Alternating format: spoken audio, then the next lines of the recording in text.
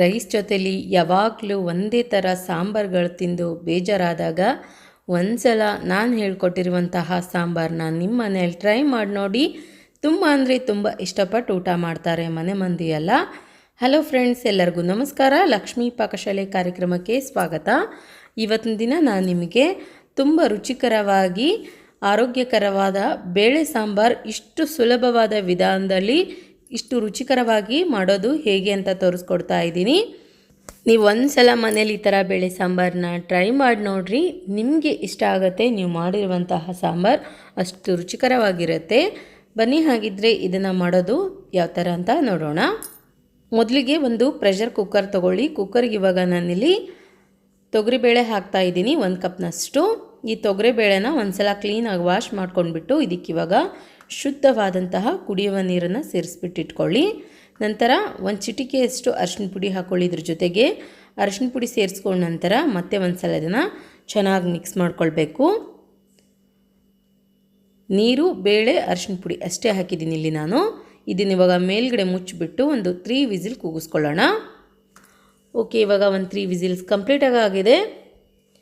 ನಾವು ಹಾಕಿರುವಂತಹ ತೊಗರಿಬೇಳೆ ಇಲ್ಲಿ ಚೆನ್ನಾಗಿ ಬೆಂದಿದೆ. ಇದನ್ನಿವಾಗ ಚೆನ್ನಾಗಿ ಮ್ಯಾಶ್ ಮಾಡ್ಕೊಳ್ಬೇಕು.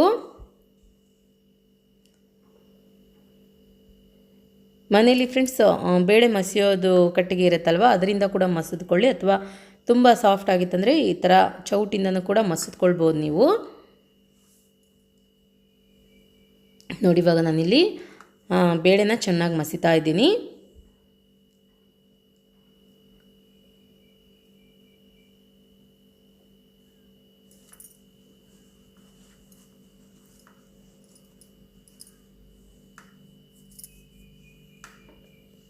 ನಂತರ ತಿರ್ಗಾ ಗ್ಯಾಸ್ ಆನ್ ಮಾಡ್ಕೊಂಡ್ಬಿಟ್ಟು ಇದಕ್ಕಿವಾಗ ನಾವು ಸ್ವಲ್ಪ ನೀರು ಸೇರಿಸ್ಕೊಂಡಿದ್ದೀವಿ, 1 ಗ್ಲಾಸ್ನಷ್ಟು. ಇದ್ರ ಜೊತೇಲಿ ಇವಾಗ ಸಾಮಗ್ರಿಗಳನ್ನೆಲ್ಲ ಸೇರಿಸ್ಕೊಳ್ಳೋಣ. ಮೊದಲಿಗೆ ನಾನಿಲ್ಲಿ ನುಗ್ಗೆಕಾಯಿ ಹಾಕ್ಕೊಳ್ತಾ ಇದ್ದೀನಿ. ನುಗ್ಗೆಕಾಯಿ ನಿಮ್ಮ ಮನೇಲಿ ಎಷ್ಟು ಜನ ಇದ್ದೀರಾ ಸೊ ನೋಡ್ಕೊಂಡ್ಬಿಟ್ಟು ಹಾಕ್ಕೊಳ್ಳಿ. ನಂತರ 1 ಮೀಡಿಯಮ್ ಸೈಜ್ ಈರುಳ್ಳಿ, ಒಂದು 3ರಿಂದ 4 ಹಸಿಮೆಣ್ಸಿನ್ಕಾಯಿ, 1 ಕ್ಯಾರೆಟು, 1 ಟೊಮೊಟೊ ಹಣ್ಣು ಹಾಕ್ಕೊಳ್ಳೋಣ. ಇದನ್ನಿವಾಗ ಒಂದು ಸಲ ಚೆನ್ನಾಗಿ ಮಿಕ್ಸ್ ಮಾಡ್ಕೊಳ್ಳಿ. ಇದ್ರ ಜೊತೆಲಿ ಫ್ರೆಂಡ್ಸ್ ಇವಾಗ ಈ ತರಕಾರಿಗಳನ್ನೆಲ್ಲ ಬೇಯೋದಕ್ಕೆ ಬಿಟ್ಬಿಡೋಣ. ಬೇಳೆ ಜೊತೆಯಲ್ಲಿನೇ ತರಕಾರಿ ಚೆನ್ನಾಗಿ ಬೇಯಬೇಕು. ನಂತರ ಇದಕ್ಕಿವಾಗ ನೀರು ಸೇರಿಸ್ಕೊಳ್ಳಿ ಇನ್ನೊಂದು ಸ್ವಲ್ಪ. ಅದಾದ ನಂತರ ಇದಕ್ಕಿವಾಗ ನಾವು ಒಂದು ಚಿಟಿಕೆಯಷ್ಟು ಅರಿಶಿನ ಪುಡಿ, ರುಚಿಗೆ ತಕ್ಕಷ್ಟು ಉಪ್ಪು ಹಾಕ್ಕೊಳ್ಳೋಣ. ಉಪ್ಪು ಮೊದಲು ಕೂಡ ಹಾಕಿಲ್ಲ ನಾವು, ಸೊ ಈ ಟೈಮ್ನಲ್ಲಿ ಕರೆಕ್ಟಾಗಿ ಉಪ್ಪು ಹಾಕ್ಕೊಳ್ಳಿ. ಇದನ್ನಿವಾಗ ಒಂದು ಸಲ ಚೆನ್ನಾಗಿ ಮಿಕ್ಸ್ ಮಾಡ್ಕೊಳ್ಬೇಕು.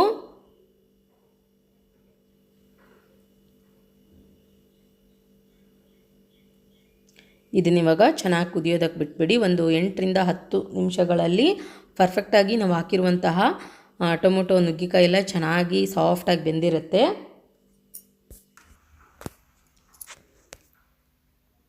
ನೋಡಿ, ಇವಾಗ ಒಂದು 8 ನಿಮಿಷ ಕಂಪ್ಲೀಟಾಗಿ ಆಗಿದೆ. ಸಾಂಬಾರಲ್ಲಿ ಚೆನ್ನಾಗಿ ಕುದಿ ಬಂದಿದೆ. ಇದಕ್ಕಿವಾಗ ನಾವು 1.5 ಚಮಚದಷ್ಟು ಖಾರದ ಪುಡಿ ಹಾಕ್ಕೊಳ್ಳೋಣ. ಇದನ್ನಿವಾಗ ತಿರ್ಗಾ ಚೆನ್ನಾಗಿ ಮಿಕ್ಸ್ ಮಾಡ್ಕೊಳ್ಳಿ ಮತ್ತು ರುಚಿ ನೋಡ್ಕೊಳ್ಳಿ. ನಿಮಗೆ ಸ್ವಲ್ಪ ಸಾಲ್ಟ್ ಏನಾದರೂ ಕಡಿಮೆ ಅನಿಸಿದರೆ ಸಾಲ್ಟ್ ಹಾಕೋಬಹುದು. ಅದಾದ ನಂತರ ಹುಣಸೆ ಹಣ್ಣಿನ ನೀರು ಹಾಕ್ತಾ ಇದ್ದೀನಿ ಇಲ್ಲಿ ನಾನು. ಹುಣಸೆ ಹಣ್ಣನ್ನ ಚೆನ್ನಾಗಿ ನೆನೆಸ್ಬಿಟ್ಟು ಕಿವುಚ್ಬಿಟ್ಟು ಹಿಂಡಿ ಹಾಕ್ತಾ ಇರೋದು. ಹುಣಸೆ ಹಣ್ಣಿನ ರಸ ಹಾಕಿದ ತಕ್ಷಣ ನೋಡಿ ಮತ್ತೆ ಒಂದು 2ರಿಂದ 3 ನಿಮಿಷ ಕುದಿಸ್ಕೊಳ್ಳೋಣ. ಓಕೆ, ಇವಾಗ ಒಂದು 3 ನಿಮಿಷ ಕಂಪ್ಲೀಟಾಗಿ ಆಗಿದೆ. ನುಗ್ಗೆಕಾಯಿ ಫ್ರೆಂಡ್ಸ್ ಇಲ್ಲಿ ಚೆನ್ನಾಗಿ ಬೆಂದಿದೆ. ಇದಕ್ಕಿವಾಗ ನಾವು ಒಗ್ಗರಣೆ ರೆಡಿ ಮಾಡ್ಕೊಳ್ಳೋಣ. ನೋಡಿ, ತರಕಾರಿನ ಚೆಕ್ ಮಾಡ್ಕೊಳ್ಳಿ. ಈ ಥರ ಚೆನ್ನಾಗಿ ಬೆಂದಿದೆ ಅಂತಂದರೆ ಮಾತ್ರ ಒಗ್ಗರಣೆ ಹಾಕ್ಕೊಳ್ಳಿ. ಗ್ಯಾಸ್ ಆನ್ ಮಾಡ್ಕೊಂಡ್ಬಿಟ್ಟು ಒಂದು ಪಾತ್ರೆ ಇಟ್ಕೊಳ್ಳಿ. ಪಾತ್ರೆಯಲ್ಲಿ ಎಣ್ಣೆ ಹಾಕ್ಕೊಳ್ಳೋಣ. ಎಣ್ಣೆ ಚೆನ್ನಾಗಿ ಬಿಸಿ ಆದ ನಂತರ ಸ್ವಲ್ಪ ಸಾಸಿವೆ ಹಾಕ್ಕೊಳ್ಳಿ. ನಂತರ ಸ್ವಲ್ಪ ಜೀರಿಗೆ ಮತ್ತು ಬೆಳ್ಳುಳ್ಳಿ ಹಾಕ್ಕೊಳ್ಳೋಣ. ಬೆಳ್ಳುಳ್ಳಿ ಸಿಪ್ಪೆ ಬಿಡಿಸ್ಬಿಟ್ಟು ಹಾಕ್ಕೊಂಡಿದ್ದೀನಿ ನಾನಿಲ್ಲಿ ಪೂರ್ತಿಯಾಗಿ. ನೀವು ಕೂಡ ಹಾಗೆ ಹಾಕ್ಕೊಳ್ಳಿ. ನಂತರ ಒಣಮೆಣ್ಸಿನ್ಕಾಯಿ ಹಾಕ್ಕೊಳ್ಳೋಣ. ಸ್ವಲ್ಪ ಹಿಂಗೆ ಹಾಕ್ಕೊಳ್ಳಿ. ಸ್ವಲ್ಪ ಬೆಳ್ಳುಳ್ಳಿ ಕೆಂಪಗಾದ ನಂತರ ಕರಿಬೇವಿನ ಸೊಪ್ಪು ಹಾಕ್ಕೊಳ್ಳೋಣ. ನೋಡಿ, ಇವಾಗ ಒಗ್ಗರಣೆಯಲ್ಲಿ ರೆಡಿಯಾಗಿದೆ. ಇದಕ್ಕಿವಾಗ ನಾವು ರೆಡಿ ಮಾಡಿದಂತಹ ಸಾಂಬಾರನ್ನ ಹಾಕ್ಕೊಳ್ಳೋಣ.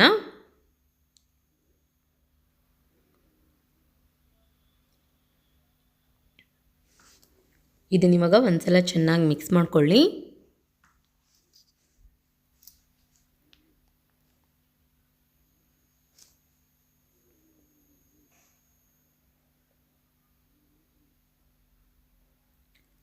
ಓಕೆ ನೋಡಿ ಫ್ರೆಂಡ್ಸ್, ಇವಾಗ ಪರ್ಫೆಕ್ಟಾಗಿರೋ ನುಗ್ಗೆಕಾಯಿ ಸಾಂಬಾರು ರೆಡಿಯಾಗಿದೆ. ಇದಕ್ಕೆ ಇವಾಗ ಬೆಲ್ಲ ಹಾಕ್ಕೊಳ್ಳಿ, 1 ಚಮಚದಷ್ಟು ಕೊನೆಯದಾಗಿ. ನೋಡಿದ್ರಲ್ಲ ಯಾವ ಥರ ನಾವು ತುಂಬ ಈಸಿಯಾಗಿ ಟೇಸ್ಟಿಯಾಗಿ ಬೇಳೆ ಸಾಂಬಾರನ್ನ ಮಾಡ್ಕೊಳ್ಳೋದಂತ. ನಾನು ಮಾಡಿರೋ ಈ ರೆಸಿಪಿ ನಿಮಗೆ ಇಷ್ಟ ಆಗಿದರೆ ಪ್ಲೀಸ್ ಲೈಕ್ ಮಾಡಿ, ಶೇರ್ ಮಾಡಿ, ಕಮೆಂಟ್ ಮಾಡಿ. ಇನ್ನಷ್ಟು ಈಸಿ ರೆಸಿಪೀಸ್ಗಾಗಿ ನಮ್ಮ ಲಕ್ಷ್ಮೀ ಪಾಕಶಾಲೆ ಚಾನಲ್ಗೆ ಸಬ್ಸ್ಕ್ರೈಬ್ ಆಗೋದು ಮಾತ್ರ ಮರಿಬಾರ್ದು. ಮತ್ತೆ ಒಂದು ಇಂಟ್ರೆಸ್ಟಿಂಗ್ ರೆಸಿಪಿಯೊಂದಿಗೆ ಬರ್ತೀನಿ ಮುಂದಿನ ಸಂಚಿಕೆಯಲ್ಲಿ. Keep watching. Thank you. Bye.